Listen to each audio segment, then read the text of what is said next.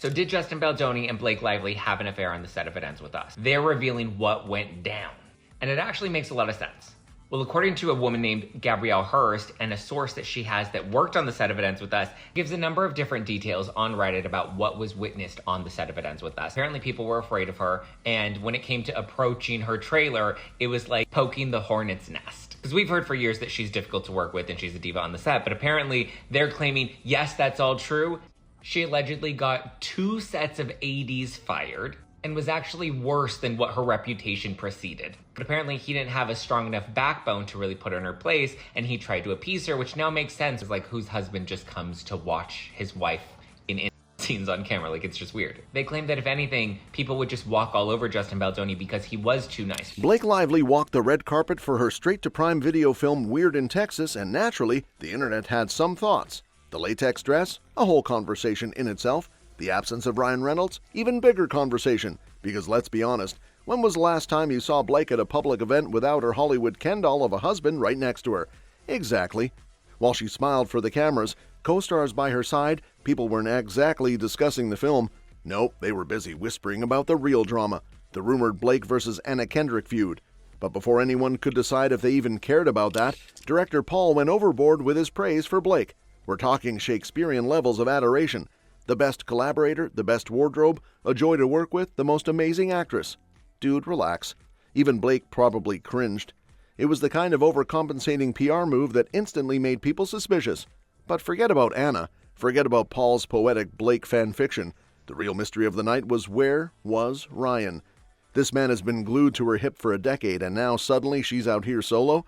When they attended the SNL 50th anniversary together just weeks ago, Ryan literally made a joke about the lawsuit drama during an audience participation bit. It was ill-advised, to put it gently. A masterclass in, maybe don't say that on national TV. So naturally, insiders are now saying that blunder didn't sit well at home, leading to his mysterious absence at her big night. Interesting. Now let's take a step back and look at the bigger picture. A great deal of speculation is being generated as a result of the fact that Blake's career is in peril while Ryan's career is thriving. Is it possible that Ryan is worth 10 times as much as she is? Blake's net worth is approximately $30 million, whereas his is anywhere between $350 to $400 million. His net worth is somewhere in the middle. She needs Ryan's empire to be intact if she wants to continue living the way she's been living. That is, living on a private aircraft, having a Hamptons mansion, and attending the Met Gala. I mean, let's be honest, he is aware of it. You can see that she's biting his lip in this specific makeout scene, right? The reason this is so key is because of the date that this was filmed. All of the alleged harassment is what she claimed happened prior to 2024. So this was shot afterwards, which is interesting considering the lip biting. Like, she's literally sucking on his lip, which is what she accused him of doing. It shows her exhibiting that exact same behavior that she's complaining about from him. Especially considering we saw the other and kind of directing his body language and pushing her body into his. The more footage, the more photos, the more details that we have come out continue to contradict her allegations. Blake has not been actively involved in the production of films for the past few years. During this time, she's been responsible for raising children, playing home, appearing in advertisements for Ryan's Gin, and quietly reminding everyone that she and Taylor Swift are great friends. However, it is different now that she is back in the Hollywood ring since the stakes have changed. And Ryan? He looks to be quickly moving away from the situation. Which brings us to the big question, is Ryan deliberately leaving Blake out to dry? Here's the thing about narcissists. Oh yes, we're going there. They'll turn on anyone to save themselves. And if the sources are to be believed, Ryan and Blake both now realize that if they want to survive this mess, they can't be seen as a Hollywood power couple anymore. Too much scrutiny, too many questions, too many people piecing things together. If they keep working together, it opens them up to the kind of press nobody wants. Directors will start whispering about on-set power plays, budget issues, delays, creative control tantrums. The moment a couple becomes bad for business, Hollywood ejects them faster than a reboot nobody asked for. If they stop working together, well, that's a different narrative, but still not great. Then it looks like Ryan is throwing Blake under the bus to protect himself. And let's be honest, that's exactly what's happening here.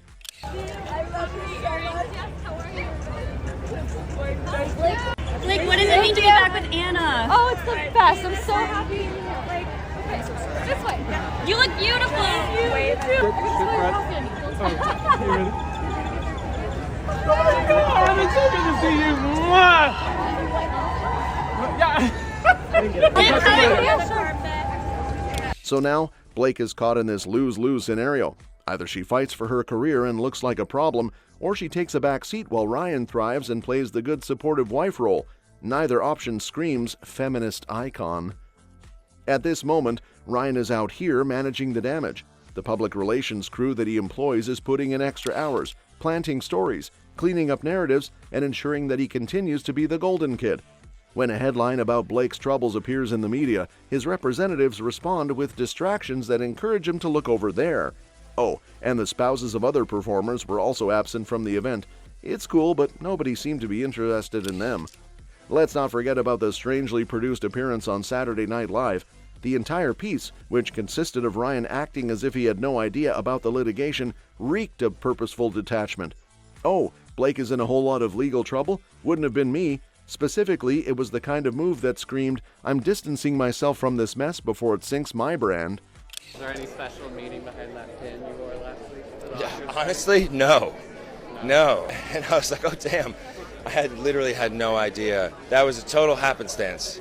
I woke up in the morning and saw an article. Someone also wore that prior to me wearing it, so yeah. So what does Blake do now? Well, that's the million-dollar question. If she fights for her career, she risks exposing even more behind-the-scenes Hollywood messiness. If she lets Ryan take the lead, she's permanently relegated to celebrity wife status while he goes off making superhero franchises and aviation gin deals.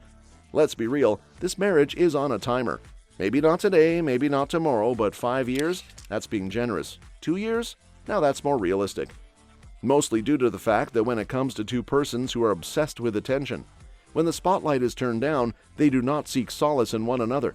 They are searching for the next patch. At this very moment, Blake is observing Ryan as he walks away from the fire as she continues to stand in it. He makes it abundantly obvious that this mess is yours to clean up. How about after all the harm has been done? When Ryan comes out with a fresh story, you shouldn't be that surprised by it. A rebranding may be anything like funny single dad looking for love, perhaps a romantic comedy on Netflix about a wonderful man who is misunderstood and is just trying his best after going through a difficult divorce. Consider the possibility of a new celebrity romance, because let's face it, public relations relationships are Hollywood's favorite trick of the trade. Meanwhile, Blake will have a choice: disappear quietly or fight her way back into relevance. Either way, she's learning a harsh Hollywood lesson. When the power balance tips, so does the loyalty. You plan to sue Blake Lively? Absolutely. You will? Yes. You know, Justin Baldoni from the get-go said, I don't want to do anything negative toward her. I don't want to hurt her. Was there a coordinated smear campaign to bring down Blake Lively? 100% no. So why in this case should people not believe Blake Lively? Justin Baldoni has built his brand and is known for supporting women, believing women. I am more than willing to take every single text message. I'm not asking anyone to not believe anyone. Have them see the truth and determine the truth for themselves. I think there's some behavior always that can make people uncomfortable, and I don't think anybody has the intention to do that. Ryan is not about to let his career take a hit for hers. He built his empire, and if it comes down to saving himself or standing by his wife while she burns, well, I think we already know what choice he's making. And let's not even start on the irony of their PR teams framing this as Blake's choice, as if she's choosing to let her career crumble so Ryan's can stay intact. The message is clear: she's the sacrifice, he's the prize, and that, my friends, is Hollywood patriarchy at its finest. So what happens next? Well, if the source is to be believed, and let's be honest, they're as messy as the celebs they report on, Ryan and Blake are gearing up for some major shifts. Maybe they keep up appearances for a while, do the occasional "we're totally fine" red carpet, but behind closed doors, the clock is ticking. Because once the general public has reached the conclusion that a power couple is no longer as powerful as they once were, the only thing that remains is to watch the couples fall from grace. And if this whole situation has taught us anything, it's that in Hollywood, the exit strategy is just as important as the rise to fame. That's all for today, folks.